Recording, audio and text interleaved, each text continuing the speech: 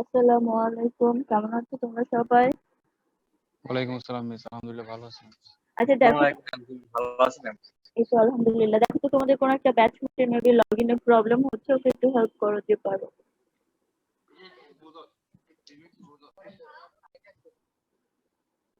তোমাদের সব ক্লাস হচ্ছে তো ঠিকভাবে, তাই না? Yes miss. জি ম্যাম, হচ্ছে। আজকে আর কোনো ক্লাস আছে? না ম্যাম, এর আগে একটা হলো তো, আজকে আপনার ক্লাসই শেষ। কোনো দিনের কি দুইটা আছে নাকি প্রতিদিন একটা করে? ম্যাম শুধু এই রবিবারে দুইটা, আর বাকি সব দিন একটা করে। ও আচ্ছা, আরেকটা অলরেডি হয়ে গিয়েছে? জি ম্যাম, 10টা থেকে হয়েছে। ও আচ্ছা, 10টা থেকে 11টা। এটা কার ক্লাস ছিল, কোন স্যারের? যাও তবে। ও জাওয়াদ স্যার। আচ্ছা, জাওয়াদ স্যার তোমাদের কি নাই? Weaving preparatory process. WP. Jawad sir আর মহাদ্দেশ স্যার? মামুন স্যার নেই। মামুন স্যার। মহাদ্দেশ স্যারের কোনো ক্লাস আছে? ম্যাম এই সেমিস্টার নাই। তোমাদের লাস্ট ক্লাসের লাস্ট টপিকটা কি ছিল, কেউ একটু বলবে প্লিজ?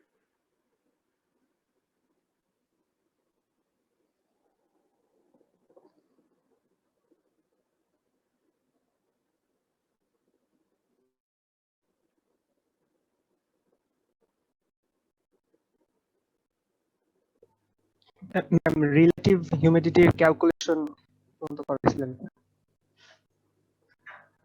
মানে এটা? জি ম্যাম, এটা করানো হয়েছে। ও, আর আপনার হাইগ্রোমিটার নিয়ে কিছু বলা হয়নি, তাই না? না আচ্ছা ঠিক আছে। আমরা আজকে তাহলে আমাদের যে ফার্স্ট টপিকটা হবে সেটা হচ্ছে স্লিং বা ওয়ার্লিং হাইগ্রোমিটার, এটা নিয়ে আমরা আলোচনা করব। তার আগে আমি একটু আগের ক্লাস থেকে একটু দুটো কোয়েশ্চেন করতে চাই। আচ্ছা, ময়েশ্চার রিগেইন আর ময়েশ্চার কন্টেন্টের মধ্যে ডিফারেন্সটা কি? একদম বেসিক, জাস্ট একটা ডিফারেন্স বলো, কে পারবে?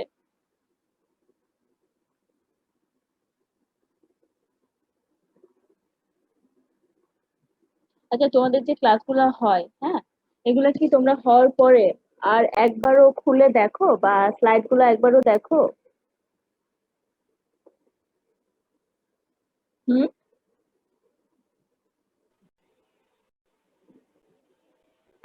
ম্যাম, জি।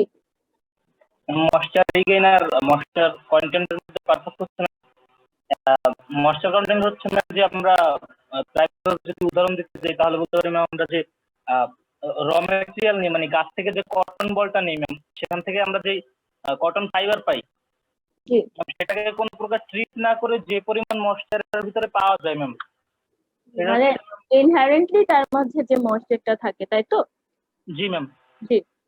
সেটা হচ্ছে ময়েশ্চার কন্টেন্ট। ওকে। জি। আর ম্যাম ময়েশ্চার রিগেইন হচ্ছে আপনার ওভেন ড্রাই করার পরে, মানে আমরা জি। যখন কটন বল থেকে কটন ফাইবারটাকে নিয়ে তারপর ওভেন জি। ড্রাই করার পর ম্যাম পরিবেশে আবার যদি আমি সেটাকে রাখি, তাহলে পরিবেশ থেকে সেটা যে পরিমাণ ময়েশ্চার আবার অ্যাবজর্ব করে ম্যাম, সেই অ্যাবজর্ব পরিমাণটা করে বা ডিজলভ করে, যেটাই করে কিছু একটা করবে, তাই না? জি যেহেতু ম্যাম, ওভেন ড্রাই করছি তাহলে নিশ্চয়ই অ্যাবজর্বই করবে, কারণ ওভেন ড্রাই করলে তো তার মাঝে আর কোনো ময়েশ্চারই বাকি থাকে না। থাকে না। জি। জি ma'am, thank you so much. আচ্ছা, আমাকে কেউ বলতে পারবে যে ওভেন ড্রাই ওয়েটটা কি? ম্যাম পারবো। জি। যাও, তুমি বাদে।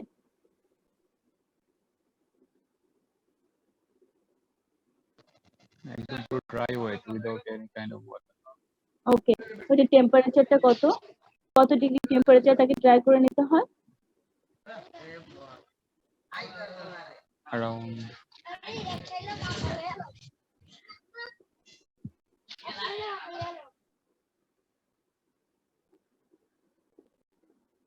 পারবে?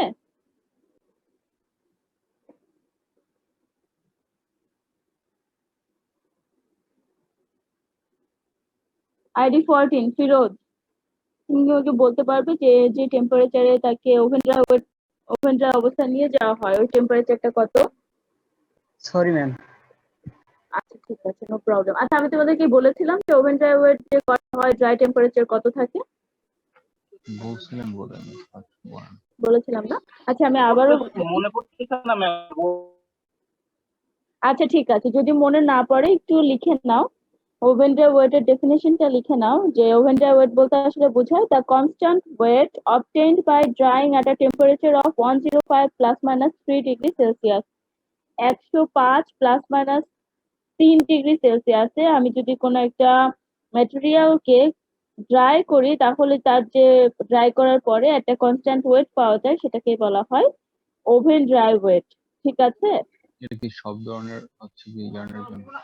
ইয়ার্ন তো না বাবা, এখানে ফাইবার নিয়ে আলোচনা হচ্ছে। সব ধরনের ফাইবার জন্য?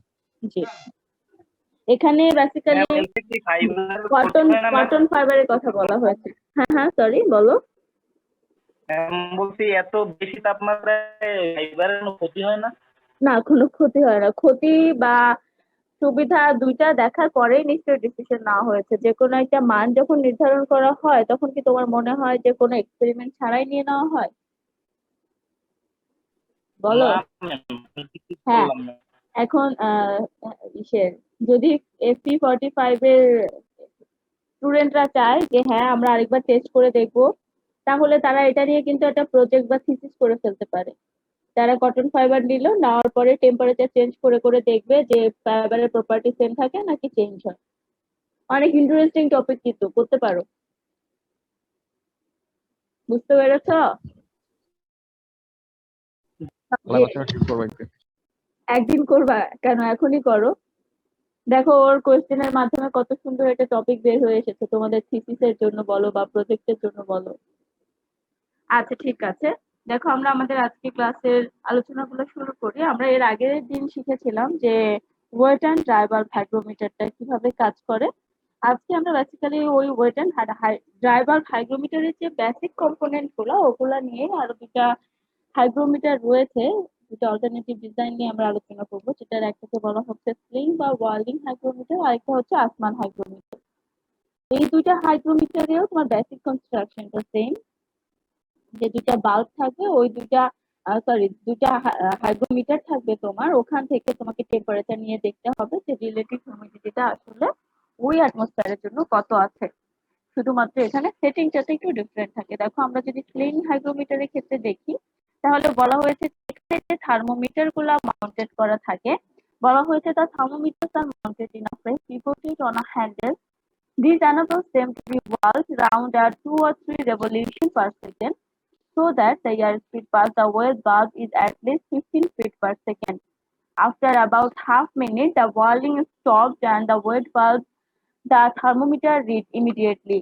This procedure is repeated 3 or 4 times until a minimum reading is obtained. এই যে আমি যে ঘোরাতে থাকবো আমার থার্মোমিটার গুলাকে, এটা ততক্ষণ পর্যন্ত চলতে থাকবে যতক্ষণ পর্যন্ত না আমি একটা স্টেডি টেম্পারেচার পাবো। যখন আমি দেখবো যে আমার টেম্পারেচার থার্মোমিটার রিডিং গুলো স্টেডি হয়ে গেছে, সে আর ডিফারেন্ট টাইপসের রিডিং দিচ্ছে না, তখন আমি ওখান থেকে দেখবো যে ড্রাই বাল্বের টেম্পারেচার কত পেয়েছি, ওয়েট বাল্বের টেম্পারেচার কত পেয়েছি। আমি যখন dry and wait bulb temperature পেয়ে গেলাম, তারপরে তো আমরা জানি যে কিভাবে রিলেটিভ হিউমিডিটি থেকে রিলেটিভ হিউমিডিটি মেজার করতে হয়, জানি না?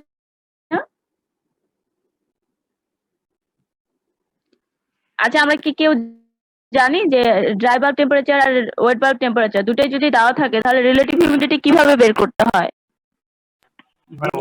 জানি। তাহলে বলতে হবে। বলো বলো। গতকাল দেখাইছিলেন মনে আছে? জি, আমি ওইটাই জানতে চাচ্ছি, আমাকে একটু বলো। তুমি তো মনে আছে, আমি পুরো বিশ্বাস করি, আমি জাস্ট একটু জানতে চাচ্ছি। জি ম্যাম, মনে আছে, একটা ছক দরকার তুমি। ওই ছক টক বাদ দাও, টেম্পারেচার তো আগে রিডিং নিতে হবে, তাই না?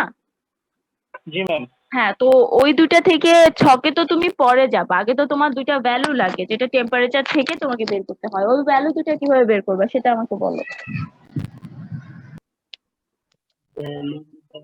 ম্যাম ওই দুইটা তো আমি মানে থার্মোমিটারের পার্ট দেখেই বুঝতে জি, পারবো। আমি বলতে চাচ্ছি তুমি যখন হরিজন্টালি যে রিডিং গুলা নাও, ঠিক আছে, আর ভার্টিক্যালি যে রিডিং গুলা নাও, দুইটা রিডিং তো এখানে থাকে, তাই না? যেমন আমি যদি এই চারটার দিকে তাকাই, এখানে ভার্টিক্যালি একটা আছে, হরিজন্টালি আরেকটা আছে, তাই তো? তো এখানে ভার্টিক্যালি যে ভ্যালু গুলা আছে, এটা কিসের পার্সপেক্টিভে আছে? এটা পার্সপেক্টিভ হচ্ছে dry bulb temperature minus wet bulb temperature. জি, আর এই যে যে ভার্টিক্যালি যেগুলো হরিজন্টালি যেগুলো আছে এগুলা কি ড্রাই বাল্ব না ওয়েট বাল্ব? ড্রাই। হ্যাঁ এটাই আমি জানতে চাচ্ছিলাম যে মনে আছে কিনা। হরিজন্টালি ভার্টিক্যালি যেটা আছে ওইটা না হচ্ছে ড্রাই বাল্বের। কোনটা সরি বলো আবার। হ্যাঁ মানে বলতে চাচ্ছি ভ্যালুগুলো তুমি যখন বসাও তখন হ্যাঁ। দেখো এটার ভ্যালুগুলো কিভাবে আসতেছে, ভার্টিক্যালি আসতেছে না ওই পার্সপেক্টিভে বলেছি, আমার কথা বুঝতে পারছি কি? জি ম্যাম। জি আচ্ছা ঠিক আছে, তাহলে আমার যে ওয়েট অ্যান্ড ড্রাইভার হাইগ্রোমিটার আছে ওটা দুইটা অল্টারনেটিভ ডিজাইনের, একটা ছিল হচ্ছে স্লিং হাইগ্রোমিটার আর সেকেন্ডটা হচ্ছে আসমান হাইগ্রোমিটার। এখানেও দুইটা থার্মোমিটার থাকে যেটা একটা পার্সপেক্স কেসের মধ্যে মাউন্টেড অবস্থায় থাকে এবং with their bars in separate air ducts. One bus has closely fitting muslin sleeve which is wet out the distilled water. A clockwork or electrically driven fan draws air through the ducts and past the valves. When the wet bulb thermometer indicates a steady value, both thermometers reading are taken and the percentage relative humidity is calculated. তবে এই তিনটা thermometer বা হাইগ্রোমিটারের মধ্যে সবচেয়ে বেশি popular হলো wet and dry bulb hygrometer. আমাদের second যেটা ছিল সেটা হচ্ছে হেয়ার হাইগ্রোমিটার। আমরা যখন দেখেছিলাম যে কি কি কন্ডিশনের মাধ্যমে আমরা অ্যাটমসফিয়ারিক কন্ডিশনটাকে মেজার করতে পারি, কি মেজারমেন্টের মাধ্যমে, তিনটা ছিল wet and dry bulb hygrometer, hair hygrometer, আরেকটা হলো ইলেকট্রোলাইটিক হাইগ্রোমিটার। জি, তা আজকে আমরা বাকিগুলো একটু আলোচনা করার চেষ্টা করব।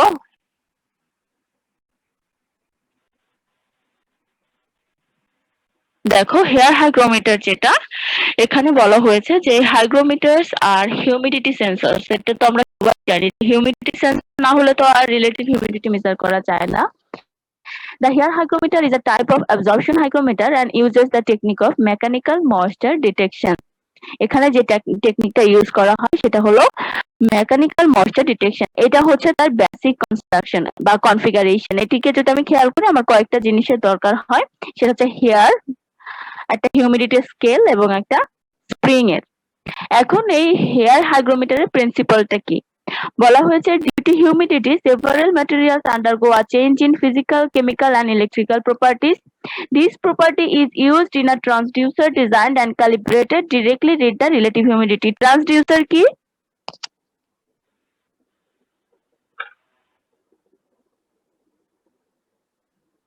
তাড়াতাড়ি বলো, ট্রান্সডিউসার কি?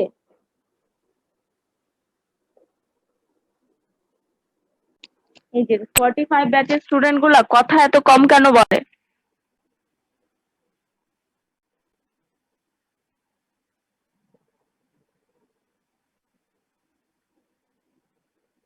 হ্যালো, মিস বাইনারি কি? কেউ জানো না? কারো কাছে ট্রান্সডিউসার শব্দটা কখনোই শোনা হয়নি?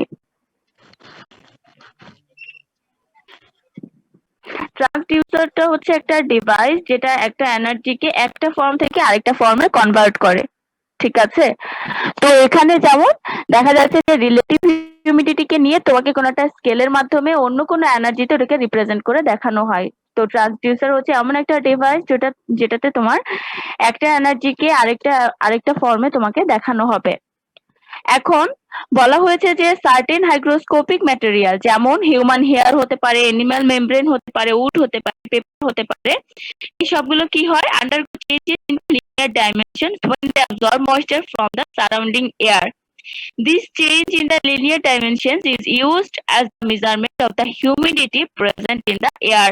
আমরা অলরেডি জানি যে যখন কোনো একটা ম্যাটেরিয়াল ময়েশ্চার অ্যাবজর্ব করে আর ময়েশ্চার রিলিজ করে, এই ময়েশ্চার অ্যাবজর্ব আর রিলিজের সাথে সাথে তার কিছু কিছু চেঞ্জ আসে তার ক্যারেক্টারিস্টিকে। তো এখানে তার মধ্যে একটা চেঞ্জ হলো, সে যখন ময়েশ্চার থেকে হিউমিডিটিটাকে অ্যাবজর্ব করে তখন তার লিনিয়ার ডাইমেনশনে চেঞ্জ আসে। তো এই যে লিনিয়ার ডাইমেনশনে চেঞ্জ আসছে এটা হচ্ছে একটা মেজারমেন্ট একক হিসেবে ইউজ করা হয় কিসের ক্ষেত্রে, যে আমার এয়ারে কতটুকু হিউমিডিটি প্রেজেন্ট আছে এটার মাধ্যমে আমরা জানতে পারি। দেখো এটা হলো হেয়ার হাইগ্রোমিটারের কনস্ট্রাকশনটা, আমি পরের ডিটেলস এর সাথে যদি এটা মিলাই তোমাদের বুঝতে ইজি হবে। বলা হয়েছে human hair is used as a humidity sensor. Hair হাইগ্রোমিটারে যে হিউম্যান হেয়ারটা ইউজ করা হয় এটা একটা হিউমিডিটি সেন্সর হিসেবে ইউজ করা হয়। The hair is arranged on a parallel beam and separate disconnected from each other to expose them to the surrounding air or atmosphere. Number of hairs are placed in parallel to increase the mechanical strength. এই যে আমার hair যেটাকে কি করা হয়েছে parallelly place করা হয়েছে এই হেয়ার গুলার কাজ কি সে হিউমিডিটি সেন্সর হিসেবে এখানে ইউজড হয়েছে 2 নম্বর যে পয়েন্টটা বলা হয়েছে যে this hair arrangement is placed under a small tension by the use of a tension spring to ensure proper functioning এখানে একটা স্মল স্প্রিং ইউজ করা হয় কিসের জন্য এই যে দেখো এই স্প্রিংটার কাজ হলো সে যেন যে ফাংশনের কারণে এটা করা হচ্ছে সেই ফাংশনিংটা প্রপার ওয়েতে এনশিওর করতে পারে একটা কিছুটা টেনশনে রাখে আমার হেয়ার গুলাকে The hair arrangement is connected to an arm and a link arrangement and the link is attached to a pointer rotated at one end. The pointer sweeps over a calibrated scale of humidity.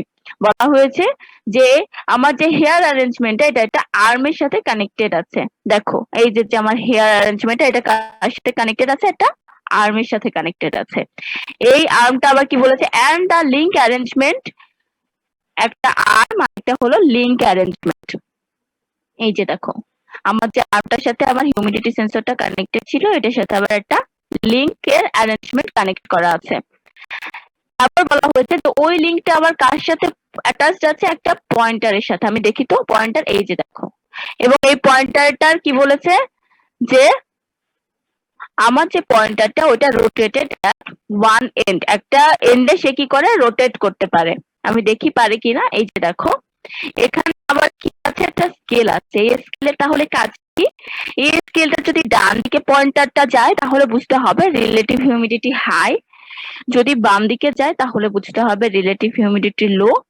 যদি মিডিয়ামে থাকে তাহলে বুঝতে হবে relative humidity নরমালে আছে তাহলে hair হাইগ্রোমিটারের কনস্ট্রাকশনটা কি আমার হেয়ার গুলাকে প্যারালালি অ্যারেঞ্জ করতে হবে আমার এই হেয়ারের যে অ্যারেঞ্জমেন্টটা এটা কানেক্টেড থাকবে একটা আর্মের সাথে এই হেয়ারটা যাতে একটা স্মল টেনশনে থাকে যাতে এর ফাংশনিংটা প্রপার ওয়েতে হয় এর জন্য এর সাথে একটা টেনশন স্প্রিং কানেক্ট করা আছে আমার আর্মটা আবার একটা লিংকের সাথে কানেক্টেড ওই লিংকের একটা পয়েন্টে আমার একটা পয়েন্টারের কানেকশন আছে যেটা পিভটেড অবস্থায় আছে এবং একটা এন্ড সে রোটেট করতে পারে এখন আরেকটা যেটা আছে যেটা হিউমিডিটি স্কেল এখানে ইউজ করা হয়েছে পয়েন্টারের সাথে যখন হিউমিডিটি স্কেল এর ডান দিকে যাবে আমার পয়েন্টারটা তাহলে বুঝতে হবে রিলেটিভ হিউমিডিটি হাই যদি বাম দিকে যায় তাহলে বুঝতে হবে রিলেটিভ হিউমিডিটি লো তাহলে ওয়ার্কিং প্রসিডিওরটা কি হেয়ার হাইগ্রোমিটারের বলেছে যে when air humidity is to be measured this air is made to surround the hair arrangement and the hair arrangement absorbs moisture from the surrounding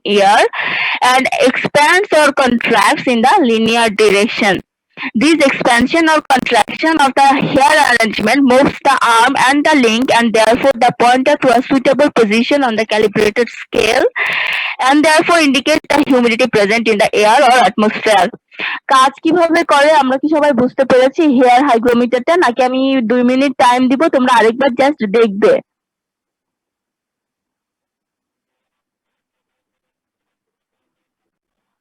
45 এফি কথা বলতে হবে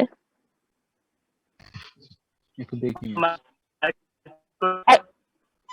সরি বাবা তোমার কথা আমি একদম বুঝতে পারিনি নেটওয়ার্ক প্রবলেম মেবি বলেছি যে আমি কি তোমাদেরকে জাস্ট একবার দেখার জন্য 2 মিনিট স্লাইডটা রেখে দিব তোমরা একবার দেখে নিবে নাকি তোমরা বুঝতে পেরেছো একটু দেখি আচ্ছা দেখে নিবে ওকে নো প্রবলেম তোমরা কি এটা দেখতে চাও নাকি লেখাটা পড়তে চাও একবার ম্যাম লেখাটা বলতে চাই। আচ্ছা ঠিক আছে আর তোমরা লেখা পড়ো দেন আমি তোমাদেরকে ফিগার দেখাবো তাহলে তোমাদের জন্য ইজি হবে একটু আস্তে পড়লে মেবি ভালো হয় ম্যাম ও আমি বেশি ফাস্ট যাচ্ছি আচ্ছা আমি সো সরি আমি কি আবার বলবো তাহলে ম্যাম একটু স্পিড বেশি হয়ে যায়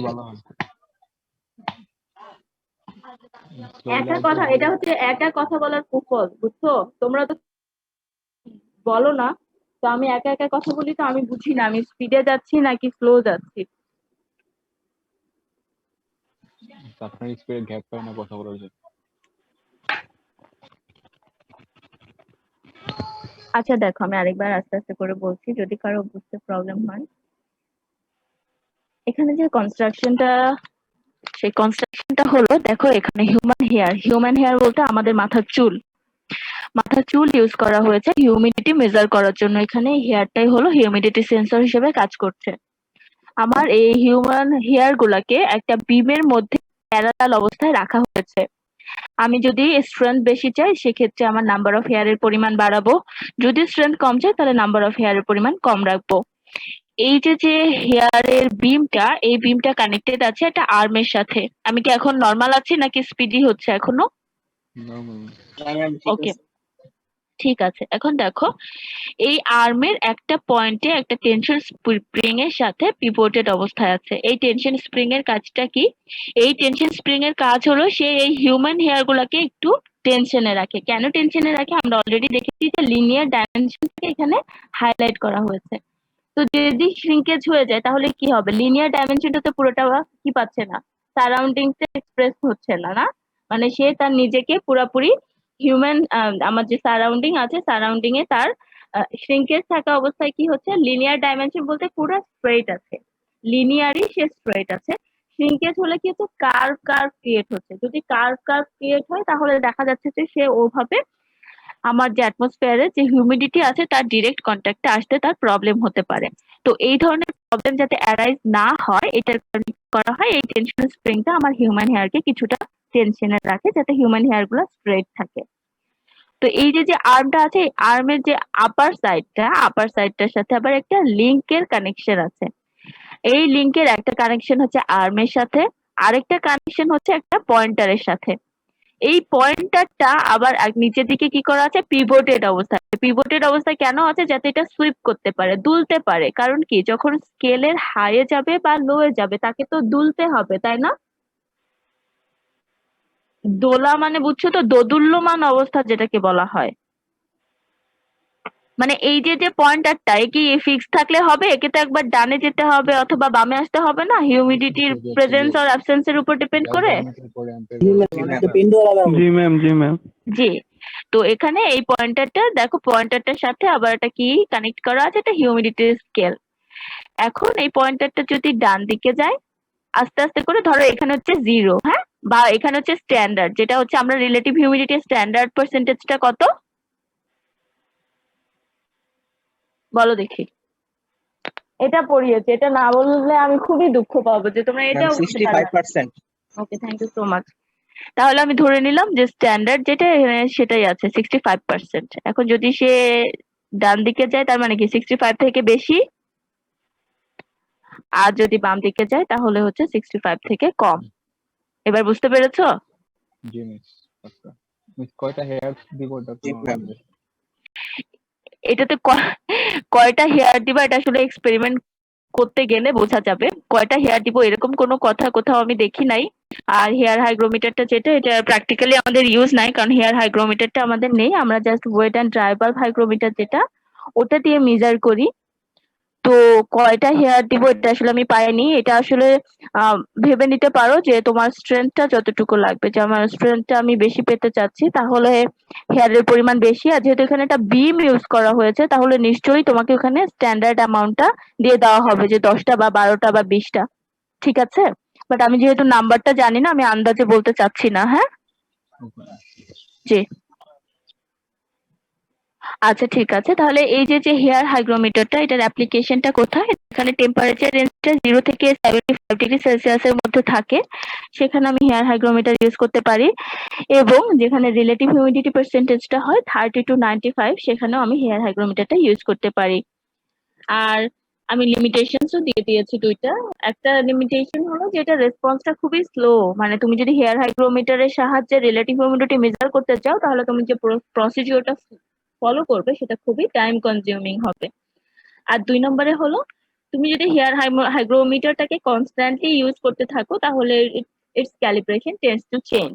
দেখা যাবে যে 10 বার বা 12 বার যদি তুমি ননস্টপ করতেই আছো এটার সাহায্যে রিডিং, তখন দেখা যাবে একটা টাইমে গিয়ে ভ্যালু উল্টাপাল্টা আসতে থাকবে, কারেক্ট ভ্যালু তোমাকে দেখাচ্ছে না। এটা হলো দুইটা লিমিটেশন।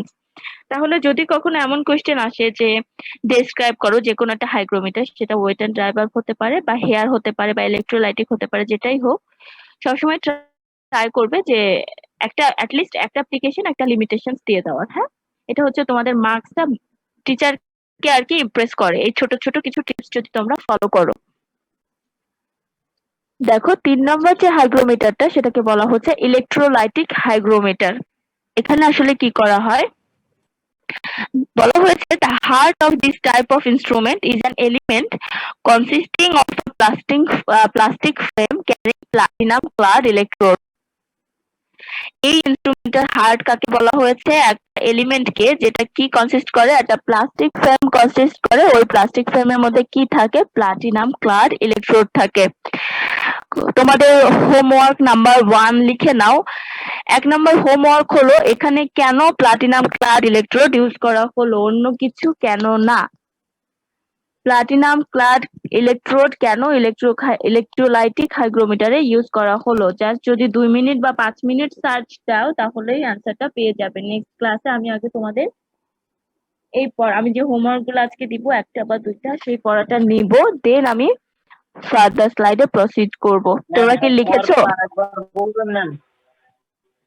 সরি, আরেকবার বললে ভালো হতো ম্যাম।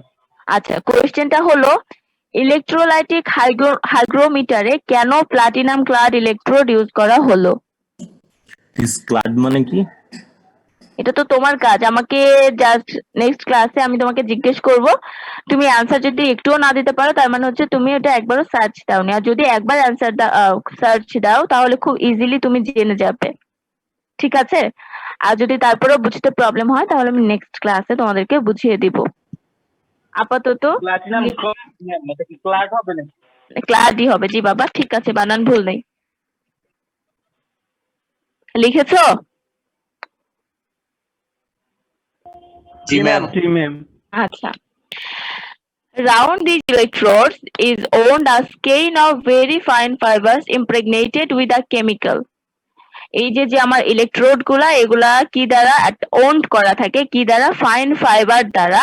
যে ফাইন ফাইবার একটা কেমিক্যাল দ্বারা ইমপ্রেগনেটেড অবস্থায় থাকে, সেই কেমিক্যালটার নাম বলা হয়েছে lithium chloride. Lithium chloride, which has the property of very rapidly attaining equilibrium with the surrounding atmosphere.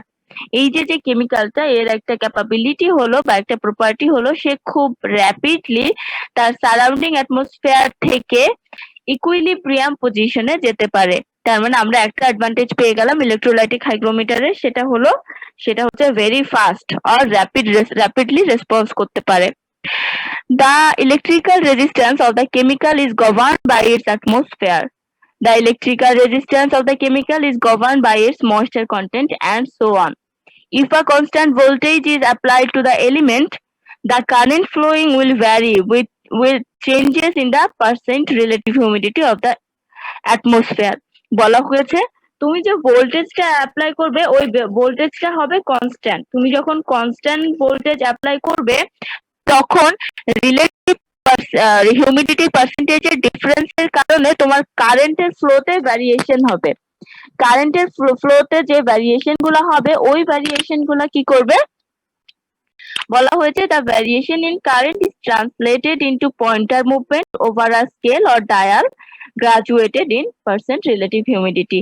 এই যে ভ্যারিয়েশনটা হবে, এই ভ্যারিয়েশনটাই আমরা কি হিসেবে দেখতে পারবো? একটা পয়েন্টার মুভমেন্টের মাধ্যমে আমরা দেখতে পারবো যে ওই পরিবেশে বা ওই সারাউন্ডিংস এ রিলেটিভ হিউমিডিটি পার্সেন্টেজটা কেমন আছে, সেটা কি খুব হাই আছে, লো আছে, নাকি স্ট্যান্ডার্ড আছে। তাহলে ইলেকট্রোলাইটিক হাইগ্রোমিটারেরও 2টা অ্যাডভান্টেজ এখানে দেওয়া হয়েছে। 1 নম্বরে হলো র্যাপিডলি রেসপন্স করতে পারে। 2 নম্বরে হলো লো এয়ার কারেন্টের দরকার হয়, খুব বেশি এয়ার কারেন্টের দরকার নেই। তাহলে আমাদের রিলেটিভ হিউমিডিটি মেজার করা যে 3টা measurement, wet and dry bulb অথবা হেয়ার অথবা ইলেকট্রোলাইটিক, এই 3টার মধ্য থেকে যে কোনো একটা অবশ্যই আসার কথা। তো তোমরা জিনিসগুলো ভালো করে পড়বে এবং এটার জন্য পড়বে যে যদি ইন ফিউচার প্র্যাকটিক্যালি কখনো কাজ করতে হয় কারো যেন বেঁধে যেতে না হয়। তোমাদের যে একটা হোমওয়ার্ক দেওয়া হয়েছে একটু কাইন্ডলি লিখে নিও। দেখো আমাদের যে নেক্সট টপিকটা সেটা হলো কারেক্ট ইনভার্স ওয়েট। এটা একটু পড়ো তো, পড়ে আমাকে বলো তো জিনিসটা আসলে কি হতে পারে।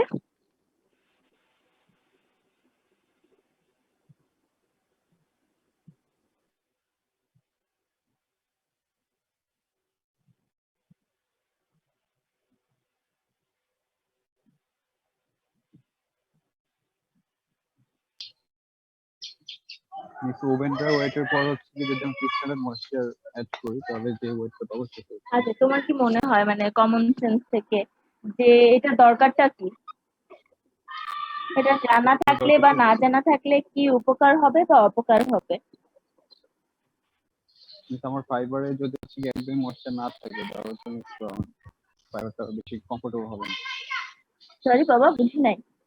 ফাইবার যদি একদম পুরো ড্রাই থাকে, যদি ময়েশ্চার একটুখানিও না থাকে তাহলে তো ফাইবারটা আনকমফোর্টেবল হবে।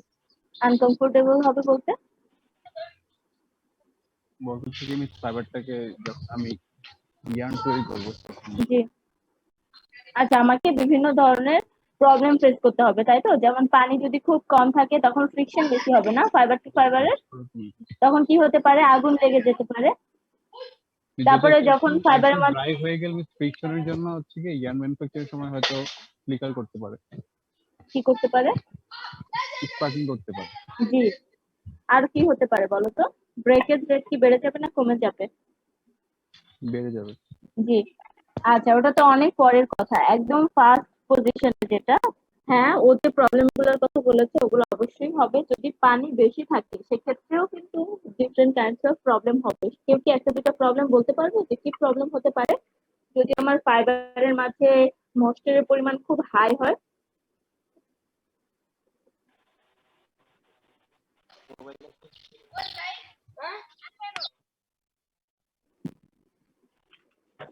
কে একজন বলো।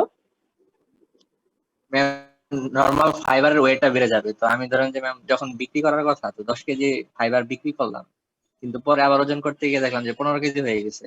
তুমি কি কারোর কাছ থেকে শুনে এসেছো? না ম্যাম, তাহলে কিভাবে জানো? ধারণা হইলো ম্যাম, শিওর না। সাফিক সাহেব, তোমার হয় ও আচ্ছা আচ্ছা, ভেরি গুড। কিন্তু মনে হলো সাফি সাহেব কারোর কাছ থেকে শুনে এসেছে। আমি ছোটবেলা থেকে এটা পড়ি আমরা। ও আচ্ছা আচ্ছা, ঠিক আছে, ভেরি গুড। আচ্ছা, সাফি যেটা বললো বাকি যদি কেউ না বুঝে থাকো তাহলে আমি আরেকবার বলছি। একদম ফার্স্ট ইনিশিয়াল যে প্রবলেম আর অ্যাডভান্টেজটা হবে তুমি যদি কারেক্ট ইনভার্স ওয়েট সম্পর্কে জানো বা না জানার কারণে, সেটা হলো তোমরা সবাই জানো, আগে দেখো যে কারেক্ট ইনভার্স ওয়েট আসলে ডেফিনেশনটা কি। বলা হয়েছে দুইটা জিনিসের অ্যাডিশন, একটা হলো ওভেন স্ট্যান্ডার্ড ময়েশ্চার গেইন। আমরা অলরেডি জানি যে ওভেন বলতে কি বোঝায়। যখন একটা স্যাম্পল বা একটা ফাইবারের মাঝে, বা যেহেতু কটন ফাইবার নিয়ে সবচেয়ে বেশি আলোচনা হতো, তাহলে কটন ফাইবারের মাঝে যখন কোনো পানি থাকবে না তখন আমার যে পজিশনটা শুধুমাত্র তার নিজের ওয়েট ছাড়া ওই পজিশনটাকে বলা হয় ওভেন ড্রাই ওয়েট। এটার সাথে যখন আমি স্ট্যান্ডার্ড অ্যামাউন্টের মশলা দিবেন, এখন ওই স্ট্যান্ডার্ড যে অ্যামাউন্টটা এটা কিন্তু দিয়ে দেওয়া থাকবে। এমন না যে আমার মনে হলো যে কটনের ক্ষেত্রে স্ট্যান্ডার্ড হলো সে 20%, আমি ওটা দিয়ে দিলাম, এমন কিছু না। তোমাকে ওটা চার্টের মাধ্যমে হোক বা যেভাবে হোক বা তোমার নিজের থেকে হোক জেনে নিতে হবে যে স্ট্যান্ডার্ড ময়েশ্চার দিবেন কোন ফাইবারের জন্য কত। তো এই দুটার অ্যাডিশনটাই হলো বেসিক্যালি কারেক্ট ইনভয়েস ওয়েট, বা এটাকে কন্ডিশন ওয়েটও বলা হয়। এখন এটার ইনিশিয়াল যে অ্যাডভান্টেজ আর ডিসঅ্যাডভান্টেজ সেটা হলো, ধরো তোমরা সবাই জানো যে আমরা যখন কটন ফাইবার কিনি তখন ওটা একটা বেল ফর্মে থাকে। বেল ম্যানেজমেন্ট সম্পর্কে শুনেছি অথবা ক্লোজারটা পড়েছি, যে আমরা তো অ্যাটলিস্ট গ্লো রুম নিয়ে পড়ছি, তাই না? ম্যাম আচ্ছা, গ্লো রুমে একদম ফার্স্ট যে মেশিনটা সেটার নাম কি? গ্লো রুম তো অনেকগুলো মেশিনের সমন্বয়, তাই না? একটা মেশিন তো নাই ওখানে। গ্লো রুমের ফার্স্ট মেশিনটার নাম কি? Opening machine. আচ্ছা, বেল ওপেনিং। ওপেনার। জি সরি, বেল ওপেনার। জি। ও ওপেনিং মেশিন বলতে এতটুকু হলেও হবে। একদম যদি এক্স্যাক্টলি বলতে চাই তাহলে হচ্ছে বেল ওপেনার। ঠিক আছে। এখন বেলকে সে ওপেন করে, যে বেলটাকে সে ওপেন করে ওই বেলটা বেসিক্যালি কতটুকু বড় বা ছোট হয় তার কোনো আইডিয়া আছে? বেল আসলে জিনিসটা কি একটু সার্চ দাও, সবার হাতে মোবাইল আছে। কটন বেল দিয়ে সার্চ দাও।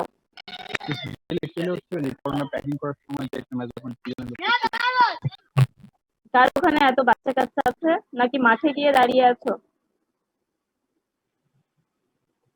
কটন বেল দিয়ে সার্চ দিয়েছো? Miss packing. বাবা ম্যাম এটা হচ্ছে 480 পাউন্ডের একটা থাকে, 200 থেকে 500 পাউন্ডের। তুমি ছবি দেখাও। তুমি ছবি দেখেছো কিভাবে বেলগুলাকে টাইটলি একটা আরেকটার সাথে বেঁধে রাখা হয়? ইমেজে যাও, কটন বেল দিয়ে সার্চ দিয়ে ইমেজে যাও, তাহলে খুব সুন্দরভাবে চলে আসবে। দেখতে পাচ্ছি না আমরা ডিফারেন্ট টাইপস অফ বেল। জি ম্যাম। গোল গোল করা আছে। আচ্ছা, তাহলে তোমাদের একটা আইডিয়া হয়েছে যে একটা বেলের মাঝে অনেক ফাইবার থাকে, তাই না? 480 পাউন্ড বলতে তো অনেক ফাইবার। 480 কে কেজিতে কনভার্ট করো। 1 পাউন্ড মানে কত কেজি? 150 থেকে 220 কেজি। 1 পাউন্ড মানে কত কেজি?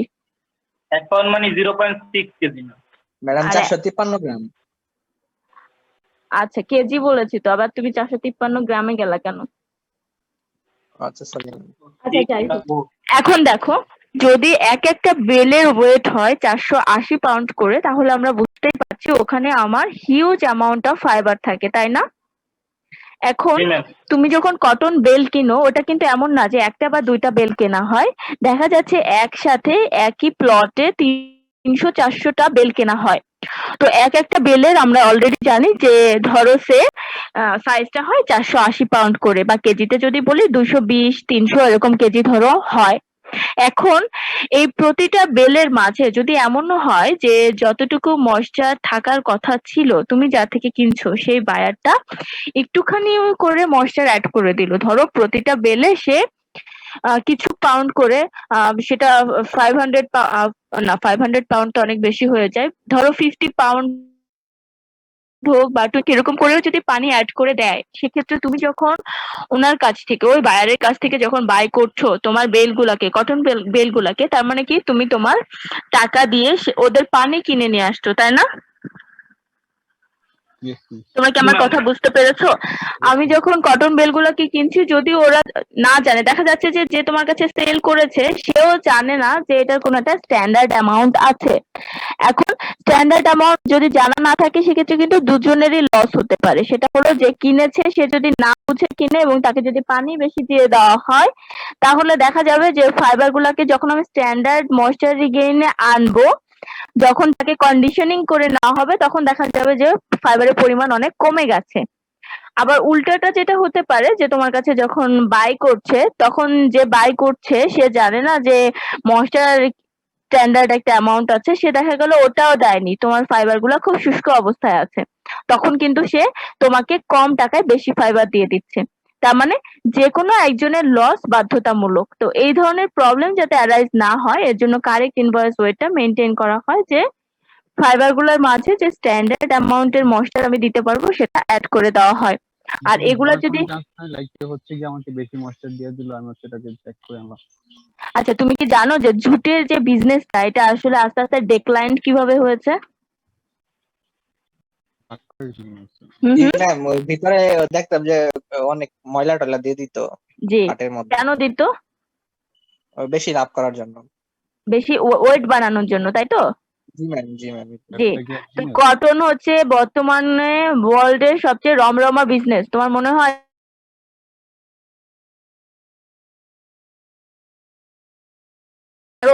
যদি তুমি ধরতে পারো যে কোনো একটা কটন কোম্পানি তোমাকে অনেক বেশি কি করেছে, ধোকা দিয়েছে, তুমি কি ওখানে আর যাবে? তাহলে এই টাইপের কাজ ইন জেনারেল যারা বিজনেসে থাকে, বিজনেসে যারা আছে, তারা আসলে এই টাইপের মানে রিস্ক কমই নিতে চায়। একটু একটু লাভ তো করতেই চায়, বাট লিমিটে থেকে, আনলিমিটেড পজিশনে গিয়ে না। ঠিক আছে? আচ্ছা, আর আমি যদি আমার প্রসেসে এসে চিন্তা করতে যাই, যেটা তোমাদের কেউ একজন বলেছিল, আমি ওর নামটা খেয়াল করিনি, যে যদি বেশি শুষ্ক বা বেশি ওয়েট অবস্থায় থাকে, সেক্ষেত্রে কি করতে হবে, যখন প্রসেসিং এ আসতে হবে তখনও তোমাকে অনেক প্রবলেম ফেস করতে হবে। যদি ফাইবারের মাঝে সে ময়েশ্চার অনেক কম, তাহলে সে ড্রাই হয়ে যাবে। ড্রাই হলে পরে ফাইবার টু ফাইবার ফ্রিকশন বেশি হবে। যখন তুমি মেশিনের ওটাকে প্রসেস করতে স্টার্ট করবে, প্রসেস লাইন, তখন মেশিনের মেটাল পার্টস এর সাথে ফ্রিকশন হয়ে আগুন লেগে যেতে পারে। তো আগুন লাগার অপশনটা অনেক বেড়ে যায়। এন্ড দেন যেহেতু তার মাঝে ময়েশ্চার পরিমাণ অনেক কম থাকে, সে অনেক ড্রাই অবস্থা থাকে, যার কারণে রিজিডিটিটা বেড়ে যায় এবং তার যে তোমার হচ্ছে ব্রেকেজ পার্সেন্টেজটা অনেক হাই হয়ে যায়। উল্টা দিকে যদি ময়েশ্চার অনেক বেশি থাকে আমার ফাইবারের মাঝে, সেক্ষেত্রে যেটা হয়, আমরা তো জানি যে ফাইবারকে আগে ওপেন করতে হয় ক্লিন করার আগে। ক্লিন করতে গেলে ওপেন করা ছাড়া উপায় আছে? বলো দেখি আমেজ কমন সেন্স থেকে কি বলে? আমি যদি কোনো কিছু ক্লিন করতে চাই, সেটা যদি আবার হয় ফাইবারের মতো একটা সূক্ষ্ম একটা জিনিস, আমি যদি ওকে একটা থেকে আরেকটাকে আলাদাই না করতে পারি, আমি কি ওকে ক্লিন করতে পারবো? না ম্যাম। না ম্যাম। পারবো না। তাহলে যখন আমার ময়েশ্চারের পরিমাণ অনেক বেড়ে যায়, তখন ল্যাপিং টেন্ডেন্সিটা অনেক হাই থাকে। ল্যাপিং টেন্ডেন্সিটা হাই থাকার কারণে যেটা হয়, ফাইবার গুলো একটা আরেকটার সাথে খুব দৃঢ়ভাবে লেগে থাকে। তখন যেটা হয়, ওপেনিংটা ঠিকভাবে হয় না। আর যখন ওপেনিং ঠিকভাবে হয় না, তখন নেভস ক্রিয়েশন অনেক হাই হয়ে যায়। নেভস কি, এটা তোমরা পরে জানতে পারবে, আরেকটু পরে আমি পড়াবো। তো দেখা যাচ্ছে যে হাই হলেও প্রবলেম, লো হলেও প্রবলেম। তাহলে কি করা হয়, এটাকে একটা স্ট্যান্ডার্ড ভ্যালু মেনটেন করে সে অনুযায়ী ট্রিট করা হয়। দেখো এখানে আমার যে ওভেন ড্রাই ওয়েটের যে ম্যাথ গুলা বা কারেক্ট ইনভার্স যেটা, এটা নিয়ে তিনটে ইকুয়েশন আছে টোটাল, এগুলা দিয়ে তোমাদের ম্যাথ আসতে পারে। এখানে যে ফার্স্ট ইকুয়েশনটা আছে, C equal to W into D by S, এখানে সি বলতে বোঝানো হচ্ছে যে the oven dry weight of the consignment, আমি যে কনসাইনমেন্টটা নিয়ে কাজ করছি তার ওভেন ড্রাই ওয়েটটা কত, এটা মানে হচ্ছে সি। যদি আমি কোন একটা কনসাইনমেন্টের ওভেন ড্রাই ওয়েট বের করতে বলি, সেক্ষেত্রে ফর্মুলাটা হবে C equal to W into D by S. এখানে যে ডাব্লিউটা, এটা মানে হলো the weight of the consignment at the time of sampling. আমার ওই কনসাইনমেন্টের যখন ওয়েট নেওয়া হচ্ছিল স্যাম্পলিং এর টাইমে, তখন তার ওয়েটটা কত ছিল, এই ওয়েটটাই হচ্ছে ডাব্লিউ। ডি মানে হলো the oven dry weight of the sample, আমার স্যাম্পলের ওভেন ড্রাই ওয়েটটা কত। এখন তোমাদের মাঝে একটা কোয়েশ্চেন আসতে পারে যে একবার বলছে কনসাইনমেন্টের ওয়েট, একবার বলছে স্যাম্পলের ওয়েট, কনফিউশন হতে পারে। কনসাইনমেন্ট বলতে বোঝায় যে ধরো একসাথে তুমি 320টা বেল নিয়েছো, ওই পুরো 320টা বেল মিলেই হলো একটা কনসাইনমেন্ট। বা ধরো একটা বেল নিয়ে তুমি কাজ করছো যেখানে 320 কেজি ফাইবার আছে, তাহলে ওই পুরো 320 কেজি ফাইবারটাই হলো একটা কনসাইনমেন্ট। ঠিক আছে? আর স্যাম্পলটা হলো আমি ওই কনসাইনমেন্ট বা আমার যে লেন্থ বা এরিয়া আমাকে দিয়ে দেওয়া হয়েছে, ওটার মাঝে আমাকে বলা হলো যে তুমি 10 গ্রাম করে বা 20 গ্রাম করে বা 50 গ্রাম করে ফাইবার আলাদা আলাদা করে তার প্রপার্টি আমাকে শো করো বা তার ওয়েট নাও। তো তুমি যখন 320 কেজি ফাইবার থেকে মাত্র 10 বা 50 গ্রাম ফাইবার নিচ্ছ, ওটা হচ্ছে স্যাম্পল হয়ে গেল। তো এখানে যে ডিটা, এই ডিটা বলা হয়েছে যে স্যাম্পলের ওভেন ড্রাই ওয়েট। এখন এই ডিটা দুইটা পজিশনে থাকতে পারে, একটা হচ্ছে উইথ ক্লিনিং, একটা হচ্ছে উইদাউট ক্লিনিং। ক্লিন বলতে যখন আমি ফাইবারকে পুরোপুরি ক্লিন করে ফেলেছি তারপরের পজিশন। যদি আমি ফাইবারকে পুরোপুরি ক্লিন করে ফেলি, তারপরের কারেক্ট ইনভার্স যদি আমি বের করতে যাই, সেক্ষেত্রে আমার ফর্মুলা হবে এটা, যেখানে আমি দেখতে পাচ্ছি যে প্রথমটাতে শুধু আছে R1, কিন্তু সেকেন্ডটাতে তিনটা টার্ম যোগ হয়েছে, R plus A plus B। যেহেতু আফটার ক্লিনিং, নিশ্চয়ই সেটা কিছু তুমি এক্সট্রা ময়লা আবর্জনার ওয়েট পাবে। তো ওই এক্সট্রাটাকে classically R plus A plus B দ্বারা রিপ্রেজেন্ট করা হয়েছে, যেটা মধ্যে বলা হয়েছে যে R plus A plus B is the total allowance for moisture regain, natural grease, wax, fatty matter, added oil, etc. যে ডিফারেন্ট কাইন্ডস এর ময়লাগুলো তুমি পাবে, ওটা ওয়েট করে তুমি এখানে জাস্ট যোগ করে দিবে, তাহলেই হবে। আর যদি আমার স্যাম্পল বা আমার ফাইবার গুলাকে ক্লিন না করা থাকে, সেক্ষেত্রে আমার শুধুমাত্র যে অফিসিয়াল অ্যালাউন্সটা আছে, ওই অফিসিয়াল অ্যালাউন্সটা দিয়ে যোগ করলে আমি কারেক্ট ইনভার্স ওয়েটের ভ্যালু পেয়ে যাব। আর আমাকে ভাগ দিতে হবে এস দ্বারা। এই এস বলতে কি বোঝানো হয়েছে, original weight of the sample. তার মানে ডি মানে হচ্ছে oven dry weight of the sample, আর এস মানে হচ্ছে original weight of the sample. Original weight বলতে আসলে কি বোঝায় জানি? সরি বাবা, বুঝতে পারিনি। যে ময়লা আবর্জনা থাকে সেটা সারা দিয়ে সেইটা ম্যাম নাকি? অরিজিনাল ওয়েট বলতে সবকিছু মিলে আর কি, ময়লা থাকতে পারে, ময়েশ্চার থাকতে পারে, তার নিজের ওয়েট থাকতে পারে, সব মিলে। হ্যাঁ, এখানে আসলে জি, মানে ময়েশ্চারটাকে আলাদা করে দেখা হবে না, যেহেতু টোটাল ওয়েট বা অরিজিনাল ওয়েট বলা হয়েছে। আর ওভেন ড্রাই ওয়েট হচ্ছে আমার ম্যাটেরিয়ালের মাঝে যখন আর কোনো ময়েশ্চার নেই। তো যখন ময়েশ্চার নেই, তখন তার দুইটা পজিশন থাকতে পারে, উইথ ক্লিনিং বা উইদাউট ক্লিনিং। তাহলে এটাই ছিল কারেক্ট ইনভার্স ওয়েট, যেটা তোমাদের জন্য জানাটা অনেক ইম্পর্টেন্ট ছিল। এই যে টার্মটা regain humidity relations of textiles, এটাতে 3 স্টার দিয়ে রাখো। অবশ্যই এখান থেকে একটা না একটা কোয়েশ্চেন হবেই হবে, তোমাদের ফাইনালেও হবে, তোমাদের সিটিতেও হবে। Regain humidity relations of textiles, very very important একটা টার্ম। এখানে দেখো ইকুইলিব্রিয়ামের একটা পজিশন বা একটা ফিগার এখানে এঁকে দেওয়া হয়েছে। এখন দেখো ধরো যে তুমি একটা স্ট্যান্ডার্ড অ্যাটমসফেয়ারে যেখানে রিলেটিভ হিউমিডিটির পরিমাণ হচ্ছে 65%, ওখানে দুইটা আইডেন্টিক্যাল স্যাম্পলকে রেখে দিলে, একটা হচ্ছে ওয়েট স্যাম্পল, একটা হচ্ছে ড্রাই স্যাম্পল। আমরা এখানে দেখতে পাচ্ছি আর একটা ড্রাই। তাহলে যদি আমরা অ্যাজিউম করি তাহলে কি বোঝা উচিত যে একটা টাইমে গিয়ে তারা দুইটা ফাইবারই একই পয়েন্টে গিয়ে মিলিত হবে, তাই না? যেহেতু একটা স্ট্যান্ডার্ড অ্যাটমসফিয়ারিক কন্ডিশনে তুমি তাকে দিয়েছো এবং একটা ড্রাই একটা ওয়েট, যে ওয়েট সে ময়েশ্চার রিলিজ করবে, তাই না? জি ম্যাম। ময়েশ্চার জি রিলিজ ম্যাম। করছে বলেই তো তার কার্ভটা আস্তে আস্তে নিচে নামছে, তাই তো? জি ম্যাম। আর ড্রাই স্যাম্পল কি করবে? স্ট্যান্ডার্ড অ্যাটমসফিয়ারে রাখলে রিগেইন করবে। রিগেইন করবে বলতে অ্যাবজর্ব করবে। তো ওয়েট স্যাম্পলটা হচ্ছে ময়েশ্চার রিলিজ করছে, ড্রাই স্যাম্পলটা হচ্ছে ময়েশ্চার অ্যাবজর্ব করছে। তো আমাদের বোঝার মতে মনে হয় যে দুইটাই একই পয়েন্টে গিয়ে মিলিত হয়েছে, কিন্তু একই পয়েন্টে কি মিলিত হয়েছে? না ম্যাম। তার আগেই ইকুইলিব্রিয়াম পজিশনে পৌঁছে গেছে। কেন? তোমাদের ইন্টারমিডিয়েটের একটা টার্মের সাথে এটা কিছু একটা কানেকশন আছে, যেটা আমি তোমাদের কাছে কোশ্চেনটা করেছি। কেন এমন হলো না, ডিফারেন্সটা কেন হলো? এই যে যে ডিফারেন্সটা এখানে হয়েছে ড্রাই এন্ড ওয়েট স্যাম্পলের মাঝে, এটা কেন হলো?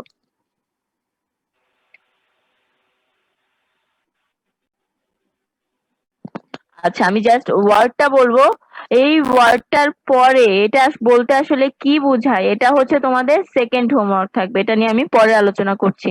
এই যে যে ডিফারেন্সটা, এই ডিফারেন্সটা কেন? This difference is due to the hysteresis.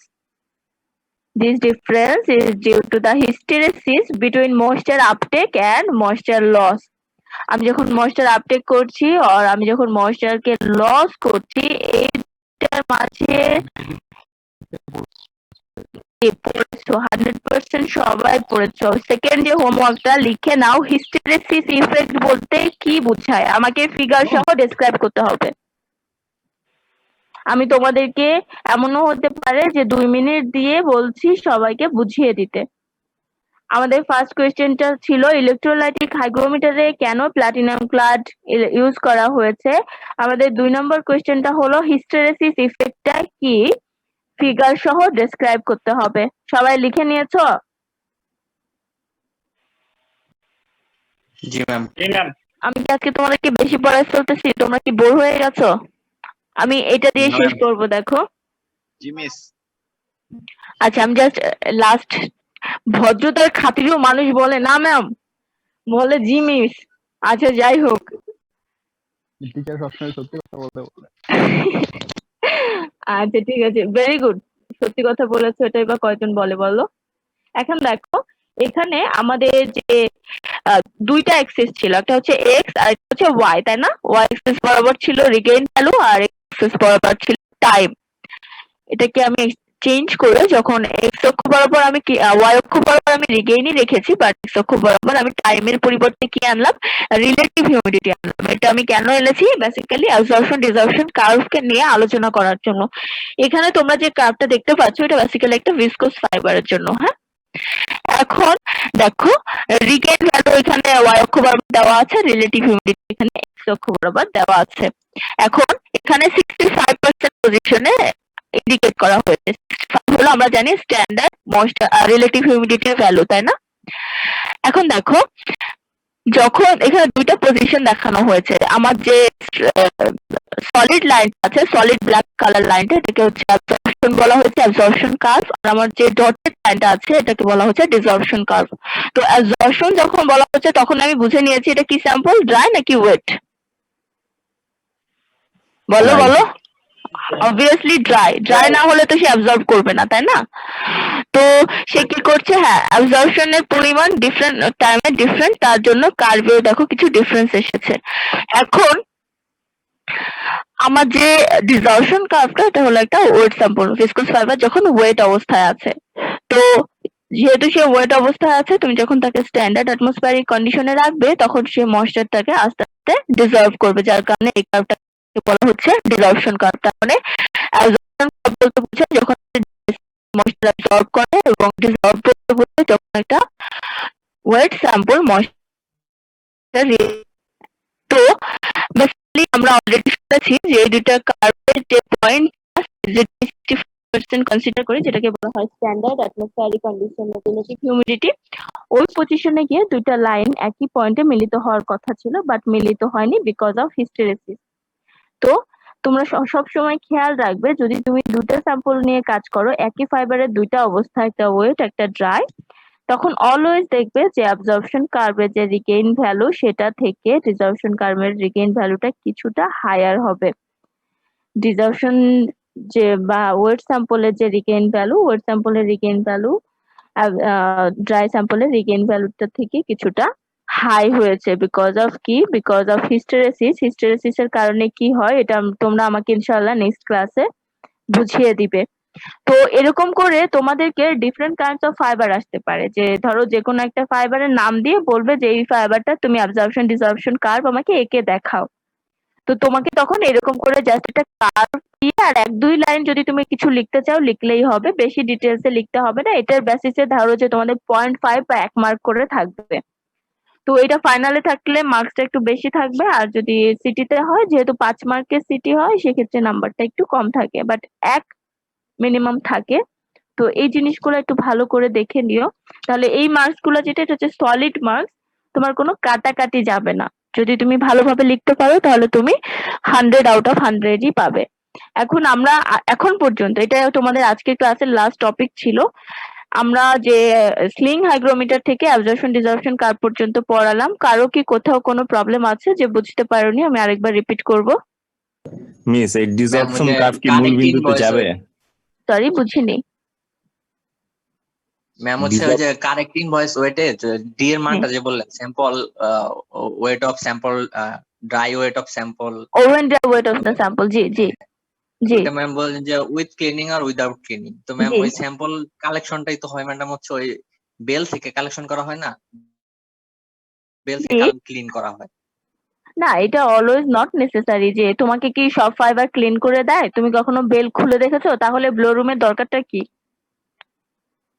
G ma'am ওইটাই তো বলতেছি যে যদি ক্লিন করার পরে তো ম্যাম ওই স্যাম্পল কালেকশন করা হয় না, স্যাম্পল কালেকশন আগে করা হয় পরে ক্লিন করা হয়। জি তাহলে ম্যাম যে উইথ ক্লিনিং আর উইদাউট ক্লিনিং এই বিষয়। বাবা, তুমি তো স্যাম্পল কালেকশন কি কিভাবে করছো দ্যাট ডাজন্ট ম্যাটার। তোমার কোনটা নিয়ে বোদারিং থাকবে যে আমি যখন কিনছি তখন আমার ফাইবারটা কি ফর্মে আছে, সে কি ক্লিনড অবস্থায় আছে নাকি উইদাউট ক্লিনড। যদি আচ্ছা, জি তোমার ম্যাম খুব ইনফেরিয়র কোয়ালিটির ফাইবার হয়, যে ধরো যে সবচেয়ে বেস্ট ধরা হয় সুপিরিয়র যেটাকে ধরা হয় সেটা হলো আমেরিকান আপল্যান্ড কটন বা সুপিমা কটন যেটাকে বলা হয়, হ্যাঁ, ওইটার কোয়ালিটি এত হাই থাকে যে ওটার মাঝে ময়লা থাকে না বললেই চলে। এখন ওটাকে তুমি যখন সেল করছো তোমার কিন্তু ওরকম আহামরি কোনো ক্লিন করার দরকার নেই। বাট একটা নর্মাল কটন যখন তুমি বিক্রি করছো, যেমন বাংলাদেশে মনে হয় ডেল্টা কটন নামে একটা কটন পাওয়া যায়, I am not sure Bangladesh না ইন্ডিয়া, আমি ভুলে গিয়েছি এক্স্যাক্টলি। তো ইনফেরিয়র কোয়ালিটির ফাইবার তুমি যখন সেল করতে চাচ্ছ তখন কিন্তু তার মাঝে ময়লার পরিমাণ এত বেশি থাকে, দেখা যাচ্ছে মাঝে মাঝে ক্লিনিং এর দরকার হয়, ঠিক আছে? তো ওটা যদি তোমার এমন হয় যে ক্লিন ফাইবার, তাহলে তো তুমি মেনশন করেই দিবে যেটা কিন্তু আমি ক্লিন করে নিয়েছি, তার মানে অলরেডি অনেকটা ওয়েট তুমি কমিয়ে ফেলেছো তার ময়লাগুলোকে দূর করে, তাই না? জি ম্যাম। এর জন্য দুইটা অবস্থায় দিয়ে দিয়েছে। জি ম্যাম, থ্যাংক ইউ ম্যাম, বুঝতে পারছি। আর আর কি জানি বলছিলা ডিসঅর্পশন নিয়ে। মিস ওই ডিসঅর্পশন কার্ভটা যে দেখাইছেন ফিগারে জি, ওই জি। মূল বিন্দু পর্যন্ত যাবে? মূল বিন্দু পর্যন্ত তো যায় না ফিগারে, এই জন্য। না, মূল বিন্দু পর্যন্ত বেসিক্যালি এটা তো এত তাও দেখানো হয়েছে, ইকুইলিব্রিয়ামে পৌঁছে গেলে তো আর তোমার দেখানোর দরকার নাই, বুঝো নাই? এটা জাস্ট একটু সৌন্দর্য বর্ধনের জন্য এতটুকু আসা হয়েছে। যখন তুমি দেখছো যে ডিসঅর্পশন কার্ভ আর ময়েশ্চার রিলিজ করছে না আর অ্যাবজর্পশন কার্ভ আর ময়েশ্চার অ্যাবজর্ব করছে না, তখনই তো সেটা ইকুইলিব্রিয়ামে পৌঁছে গেছে। তো যখন ইকুইলিব্রিয়ামে পৌঁছে গেছে তখন তুমি একই বরাবর গ্যাপ রেখে টানার তো কোনো দরকার নাই। আমার কথা কি বুঝতে পেরেছো? জি মিস। হ্যাঁ, তো এরকম কিছু না যে মূল বিন্দুতে মিলিত হবে। মূল বিন্দুতেও যদি যায়ও, ওই পর্যন্ত যদি টাইম দেয়ও, তার তো কোনো চেঞ্জ হবে না। সে তো অতটুকু গ্যাপ রেখেই যাবে। ওর পরে তো সে অ্যাকসেপ্টও করবে না, আবার কি করবে না, রিজেক্টও করবে না, কারণ সে কি করেছে, ইকুইলিব্রিয়ামে সাম্যাবস্থায় পৌঁছে গেছে। বুঝতে পেরেছো? আর এইটা যে পুরো গ্রাফ জুড়ে তো সাম্যাবস্থায় আছে, তাই না? না, পুরো গ্রাফ জুড়ে তো সাম্যাবস্থায় থাকবে না, এটা কি কথা বললা? যখন আমার অ্যাবজর্পশন কার্ভে যখন অ্যাবজর্ব করছে সে আস্তে আস্তে করে যে চেঞ্জটা এসেছে এটা কেন এসেছে? তার ময়েশ্চার অ্যাবজর্পশনের উপর ডিপেন্ড করে এসেছে। সে প্রথমে 0 অবস্থায় ছিল, আস্তে আস্তে কি করলো সে ময়েশ্চার অ্যাবজর্ব করে করে তখন তার কি হচ্ছে ময়েশ্চার রিগেইনের ভ্যালুটা তার মধ্যে হাই হচ্ছে। আর ডিসঅর্পশন কার্ভটা তখন কি হচ্ছে প্রথমে ময়েশ্চার রিগেইন ভ্যালু অনেক হাই ছিল, আস্তে আস্তে করে ময়েশ্চার রিলিজ করছে, তাই না? দুইটা সবসময় সাম্যাবস্থায় কিভাবে থাকবে? না মিস, তাহলে এই যে রিলেটিভ হিউম্যানিটি দিয়ে কি বোঝাচ্ছে যে 65% রিলেটিভ হিউমিডিটি বলতে বোঝাচ্ছি যে এই পজিশনে যদি আমি এটাকে কনসিডার করি, হ্যাঁ, যে ধরো এটা হচ্ছে 65% যেহেতু স্ট্যান্ডার্ড, তাহলে আমি 65% এর পার্সপেক্টিভে যদি এটাকে কনসিডার করি তাহলে আমি দেখলাম যে আমার কোনো একটা স্যাম্পলের অ্যাবজর্পশনের যে কার্ভটা, অ্যাবজর্পশন বলতে তো wet sample, sorry dry sample, তো ড্রাই স্যাম্পলের রিগেইন ভ্যালু ওয়েট স্যাম্পলের রিগেইন ভ্যালু থেকে অলওয়েজ কম আসছে, এটা দেখানোর জন্য জাস্ট তোমার এটাকে দেখানো হয়েছে, আর কিছু না। মানে এটাই বলতেছি মিস, যে ওইখানে যে 65% যদি আমরা একটা লাইন ড্র করি, ওইখানে যে দুইটা পয়েন্টে ছেদ করবে ওইটাই তো বুঝাবে যে মানে হচ্ছে একটা হচ্ছে ও ওয়েট ইয়ার্ন মানে ওয়েট কটন আর হচ্ছে জি ড্রাই কটনের রিগেইন ভ্যালুটা।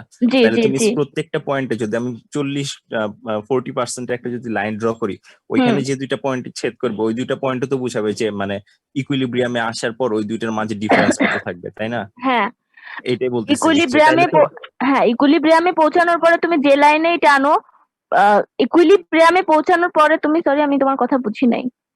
মিস আমি বলতেছি যে 40 ডিগ্রিতেও যদি আমরা একটা লাইন ড্র করি, ওইখানে যে দুইটা পয়েন্টে ছেদ করবে ওই দুইটা পয়েন্টও তো আমাকে এই মিনিংই দিবে যে ওয়েট কটন আর ড্রাই কটনের ময়েশ্চার রিগেইনের পরে মাঝখানে ডিফারেন্সটা কতটুকু থাকে। জি জি তাই যদি হয় তাহলে তো জি আমার প্রত্যেকটা পয়েন্টেই এই যে আমি যদি 100 ডিগ্রি 80 মানে 100% 80% যত পার্সেন্টই নেই, হ্যাঁ, যেখানে ছেদ করবো ওইটা তো আমাকে আলটিমেটলি দেখাচ্ছে যে ইকুইলিব্রিয়ামে পৌঁছানোর পরে ডিফারেন্স কতটুকু, তাই না? না 80 100 এটা আসলে কততে গিয়ে ইকুইলিব্রিয়ামে পৌঁছাবে এটার জন্য তো তোমাকে একটা নির্দিষ্ট পরিমাণ টাইম দিতে হবে। টাইম দেওয়ার পরে তুমি কখন বুঝবে যে তারা ইকুইলিব্রিয়ামে পৌঁছে গেছে? যখন তাদের মাঝে আর কোনো চেঞ্জ আসছে না, যখন ড্রাই স্যাম্পল আর ময়েশ্চার অবজার্ভ করছে না, যখন ওয়েট স্যাম্পল আর ময়েশ্চার রিলিজ করছে না, ওই অবস্থাটাকে হচ্ছে তুমি ইকুইলিব্রিয়াম বলছো। যখন সে ময়েশ্চার অবজার্ভ করছে বা যখন সে ময়েশ্চার রিলিজ করছে তখন তো তুমি ওই যে কোনো একটা পয়েন্টকে বলতে পারো না যেটা ইকুইলিব্রিয়ামে পৌঁছে গেছে, বলতে পারো? যখন সে ভ্যালু চেঞ্জ করছে, ধরো ময়েশ্চার রিগেইন ভ্যালু প্রথমে ছিল 10, দেন 20 হচ্ছে, দেন 30 হচ্ছে, দেন 40 হচ্ছে, দেন 50 হচ্ছে, বা যখন 80 ছিল 80 থেকে আস্তে আস্তে করে কমছে, তো যখন ভ্যালু চেঞ্জ হচ্ছে তখন তো তুমি তাকে থামিয়ে দিতে পারবে না। এখানে জাস্ট 65% ইন্ডিকেট করা হয়েছে বিকজ এটা হলো স্ট্যান্ডার্ড অ্যামাউন্ট, তাই, আর কিছু না। তুমি যদি 80 বা 100 তে গিয়ে ধরো, তোমাকে তো আগে দেখতে হবে যে ওখানে তোমার হচ্ছে ইকুইলিব্রিয়ামে পৌঁছেছে কিনা, তোমার যে কটন ফাইবার হোক বা ভিসকোস ফাইবার হোক বা নাইলন হোক, যেটাই হোক, যে ফাইবারই হোক না কেন, ওই ফাইবারটা যদি ইকুইলিব্রিয়ামে পৌঁছায় ওই লাইনটা থেকে বেসিক্যালি তোমার রিগেইন ভ্যালুটা ডিটেক্ট করাটা আমার মনে হয় যে অ্যাপ্রোপ্রিয়েট। এই ফিগার থেকে কি বোঝা যাবে যে ইকুইলিব্রিয়ামে পৌঁছাইছে কিনা? এটা বেসিক্যালি এটাই মিন করেছে যে 65%-এ তার পজিশনটা কি ছিল। ইকুইলিব্রিয়াম নিয়ে এখানে কিছু আলোচনা করা হয়নি, হ্যাঁ। তুমি যখন অ্যাবজর্পশন ডিসঅর্পশন কার্ভ তোমাকে আঁকতে বলা হবে, ওখানে আসলে তোমাকে ইকুইলিব্রিয়ামে কখন পৌঁছাবে এই টাইপের কোনো কোয়েশ্চেন থাকবে না। আমার কথা কি তুমি বুঝতে পেরেছো? জি মিস। জি, ইকুইলিব্রিয়াম বলতে বেসিক্যালি জাস্ট যতটুকু তুমি বুঝবে সেটা হলো যে, দেখো, যদি এটাতে হিস্টেরেসিস নামে কোনো ইফেক্ট না থাকতো তখন কিন্তু ডটেড লাইনটা সলিড লাইনের উপর দিয়েই হওয়ার কথা ছিল, তাই না? জি ম্যাম। জি, কিন্তু ডটেড লাইনটা সলিড লাইনের উপর দিয়ে নাই বিকজ অফ হিস্টেরেসিস। যে পরিমাণ ময়েশ্চার সে অ্যাবজর্ব করতে পারে সেই পরিমাণ ময়েশ্চার সে রিলিজ করতে পারে না, সে কিছুটা নিজের মধ্যে ধরে রাখে। তো ওই গ্যাপটাই হলো এই ডটেড লাইন আর সলিড লাইনের মাঝখানের ডিফারেন্স। এখানে তোমাকে ইকুইলিব্রিয়াম নিয়ে টেনশন করার দরকার নাই। আর তুমি যদি হ্যাঁ দেখতে চাও যে ইকুইলিব্রিয়াম কখন পৌঁছায় সেই পয়েন্টে গিয়ে ইন্ডিকেট করতে চাও, আর ওটা যদি বলে দেওয়া হয় যে ইকুইলিব্রিয়ামে কখন পৌঁছলো ওটা তুমি আমাকে ইন্ডিকেট করে দেখাও, তখন ডেফিনেটলি তুমি সেটাই দেখাবে। বাট অ্যাবজর্পশন ডিসঅর্পশন কার্ভের কথা যখন বলা হচ্ছে তখন জাস্ট তোমাকে কার্ভ দেখালেই হবে, কোথায় ইকুইলিব্রিয়াম অবস্থায় পৌঁছেছে ইজ নট ম্যান্ডেটরি। আমি কি তোমাকে বুঝাতে পেরেছি আর তোমার কোয়েশ্চেন অন্য কিছু ছিল? না মিস, ঠিক আছে। ঠিক আছে? আবার এমনি এমনি বলো না যে ঠিক আছে ম্যাম আমার কথা বুঝতে পারছেন, আমি থেমে যাই। ম্যাম তার মানে কি এটা বোঝাচ্ছে যে 65% যে ইকুইলিব্রিয়ামে পৌঁছাবে এটা আমরা শিওরলি বলতে পারতেছি না?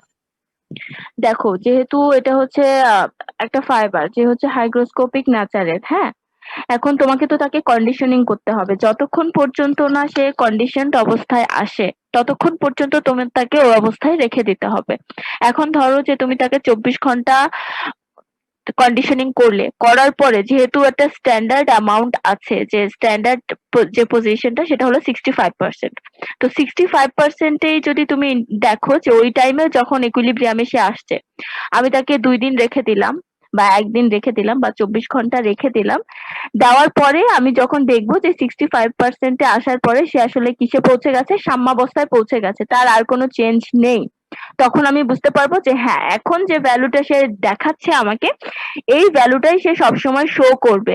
যদি এরকম না হয় সেক্ষেত্রে যে প্রবলেমটা হবে সেটা হলো, ধরো তোমার যখন অ্যাটমসফিয়ার চেঞ্জ হবে, তুমি যখন টিটিকিউসি ল্যাব থেকে বের হয়ে তোমার ক্লাসরুমে এসে ফাইবারটাকে টেস্ট করতে চাচ্ছ, তখন সে কিন্তু এই সেম ডায়াগ্রাম শো করবে না। তো এই টাইপের প্রবলেম যাতে না হয় সেটার কারণে যেটা করা হয় যে কন্ডিশনিং করার আগে তোমার ফাইবারটাকে 50°C একটা লো টেম্পারেচারে প্রথমে ড্রাই করে নেওয়া হয়। তো 50°C টেম্পারেচারে ড্রাই করে নেওয়ার পরে দেন তোমাকে কি করতে হয়, ওই ফাইবারটার অ্যাবজর্পশন আর ডিসঅর্পশন কার্ভটা বের করতে হয়। তো হ্যাঁ, এখানে তুমি বলতে পারো যে 65%-এ এসে তুমি দেখলে যে আর কোনো চেঞ্জ হচ্ছে না, রিগেইন অ্যাবজর্পশন ভ্যালু চেঞ্জ হচ্ছে না, ডিসঅর্পশন কার্ভেরও কোনো ভ্যালু চেঞ্জ হচ্ছে না, তাহলে তুমি এখানে স্টপ করে দাও, একটুখানি লাইন টেনে একদম এই পর্যন্ত আসার দরকার নেই, আর এখানেই দেখিয়ে দাও যে এটাই হচ্ছে ইকুইলিব্রিয়াম পজিশন, নো প্রবলেম। আর এখানে 65% বলতে তুমি যদি এটা বুঝতে চাও যে ইকুইলিব্রিয়াম, তাহলে বুঝে নাও যে হ্যাঁ এটাই ইকুইলিব্রিয়াম। বাট এর আগে 80 বলো বা 100 বলো, তখন যেটা জুয়েল অর সামথিং কেউ একজন বলেছে, তখন বলা যাবে না যে এটা ইকুইলিব্রিয়ামে পৌঁছে গেছে, কারণ ওটা কোনো স্ট্যান্ডার্ড অ্যাটমসফিয়ার না, মানে স্ট্যান্ডার্ড ভ্যালু না। জি ম্যাম বুঝতে পারছি। বুঝতে পেরেছো? আমি জাস্ট বলতে চাচ্ছি যে বারবার যদি তুমি রিলেটিভ হিউমিডিটির ভ্যালু চেঞ্জ করে করে এক একটা পয়েন্টে গিয়ে হিউমিডিটি চেক করতে যাও, তখন তো তুমি ওটাকে কোনো স্ট্যান্ডার্ড ইসে আনতে পারবে না, নিয়মে আনতে পারবে না, সে এক একবার এক এক ধরনের কার্ভ শো করবে। তো যতক্ষণ পর্যন্ত না 65-এ এসে রিলেটিভ হিউমিডিটি চেঞ্জ না হচ্ছে, অ্যাবজর্পশন আর ডিসঅর্পশন কার্ভের ভ্যালু চেঞ্জ না হচ্ছে, তারা ইকুইলিব্রিয়ামে না আসছে, ততক্ষণ পর্যন্ত কন্ডিশনিং এ রাখতে হয়।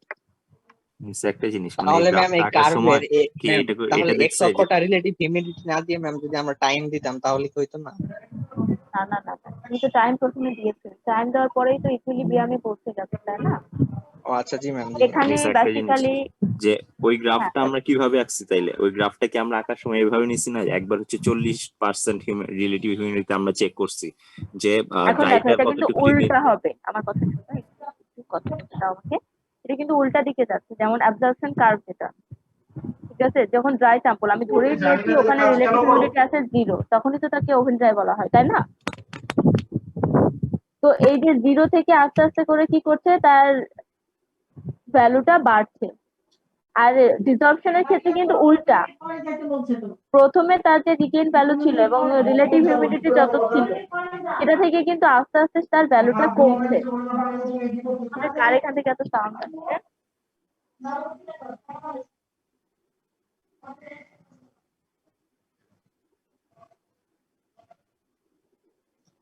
আচ্ছা, যে আমাকে কোয়েশ্চেন করেছিল ফাজলে রাব্বি, তুমি কোয়েশ্চেন করেছিলা আইডি 62?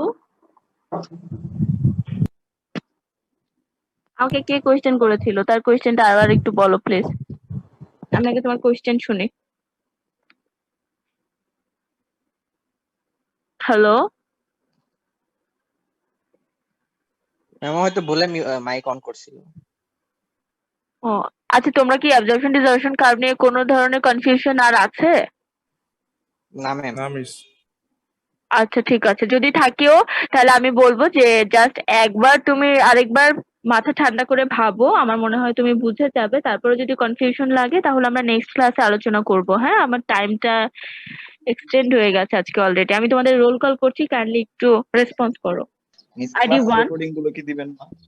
হ্যাঁ, ক্লাস রেকর্ডিং গুলা দিব, ভালো কথা মনে করেছো, আমি প্রতিদিন ভুলে যাই। আমি দিয়ে দিব। হ্যাঁ, যদি আমি না দিই তাহলে সিয়ার তোমার কাজ হলো আমাকে একটু মনে করিয়ে দেওয়া যে ম্যাম আপনি রেকর্ডিংটা দেননি এখন পর্যন্ত। আপনার কি কোনো ভ্যালিড ইমেল অ্যাড্রেস নাই? সরি, মানে কোনো ইমেল অ্যাড্রেস নেই ভ্যালিড? ভ্যালিড বলতে কি বুঝাও তুমি? আমার সবগুলোই তো ভ্যালিড। না মিস, মানে ইমেল করলে মিস কোনো রিপ্লাই পাওয়া যায় না, মনে হয় ইমেল ওটা চলে না আর কি, এরকম কিছু। কবে?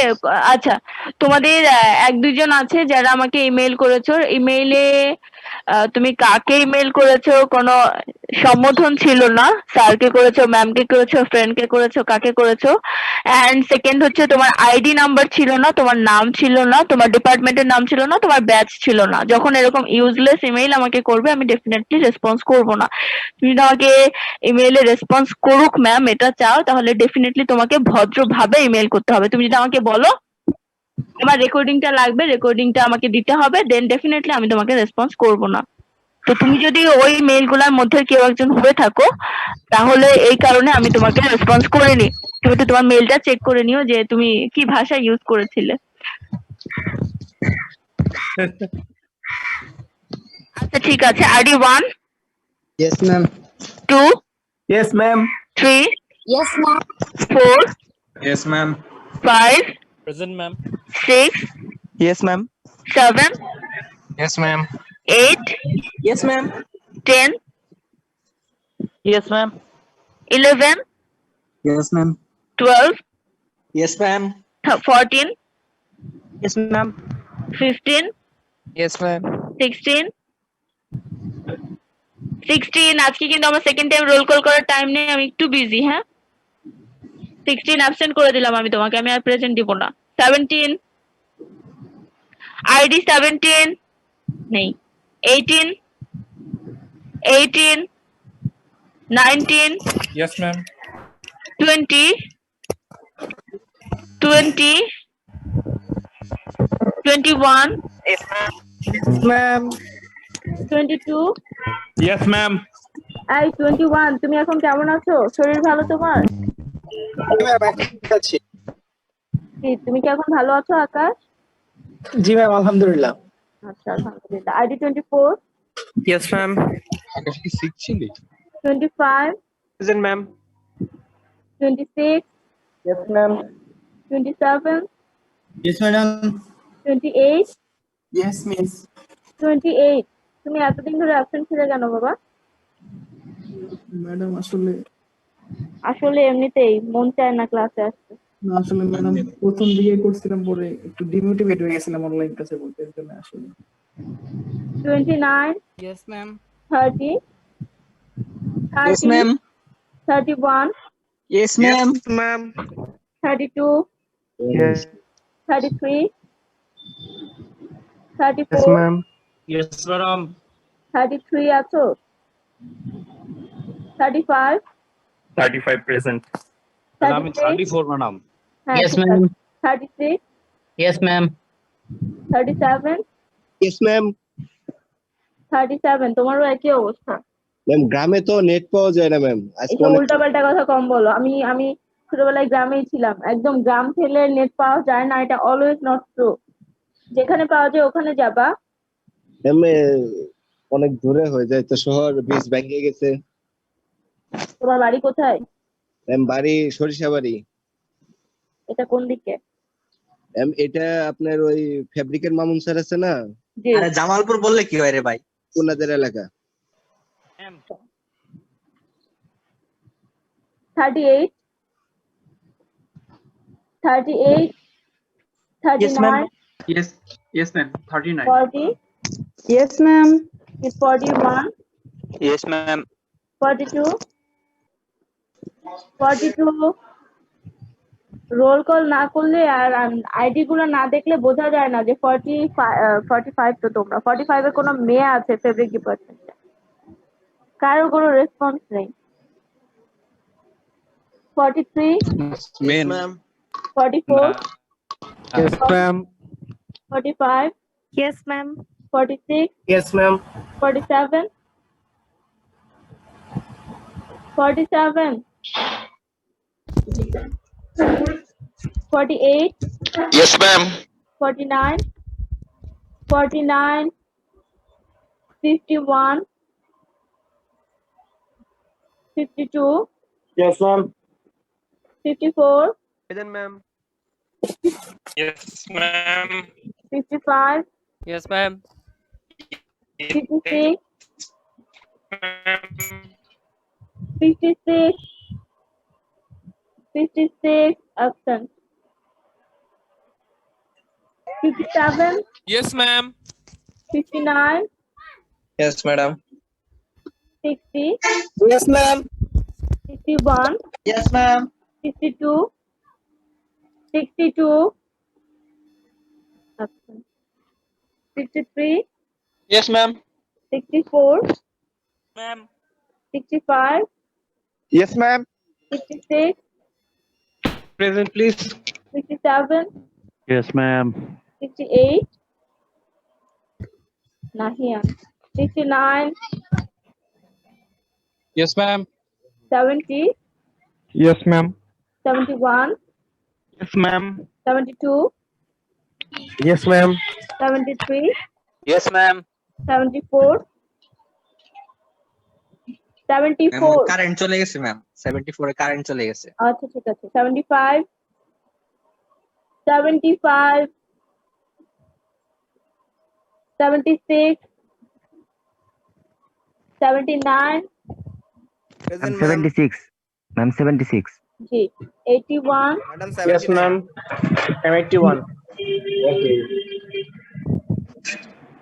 Madam, 82, 79.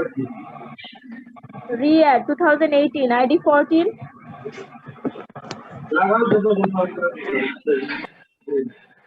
আচ্ছা সিআর তিনজন আছো সাফি আর বাকি দুজনের নাম কি? জি ম্যাম, আছি ম্যাম। জি ম্যাম আসছি ম্যাম একজন সাফি আরেকজনের নাম কি? সাইফুল আরেকজনের নাম শাখাওয়াত। সাখাওয়াত। জি ম্যাম তোমাদের এই রিয়াডের ইয়াটা কি প্রবলেমটা কি? একদিনও ক্লাসে কেন প্রেজেন্ট নাও কি বাকিগুলোর ক্ষেত্রে সেম নাকি জাস্ট আমার ক্লাসে? ম্যাম লিভ ম্যাম নেওয়া ওই যে যাবে? আইডি 14 আরিফ ভাই ম্যাম ক্লাস করে না হয়তো ম্যাম, আমি 2 দিন ক্লাসে দেখছিলাম, তাছাড়া দেখিনি। দুদিন ক্লাসে দেখেছিল আমার এখানে 4টাতেই আছেন, তুমি কেমনে দেখেছিল? স্বপ্নে ম্যাম, স্বপ্নে? আপনার ক্লাসে না ম্যাম, আপনার ক্লাসে দেখি না, মানে অন্য ক্লাসে 2 দিন দেখছিলাম, আসছিল। ও আচ্ছা মিস আপনার ক্লাস 4টা হয়েছে? জি। কেন তোমার কি কম মনে হচ্ছে না বেশি মনে হচ্ছে?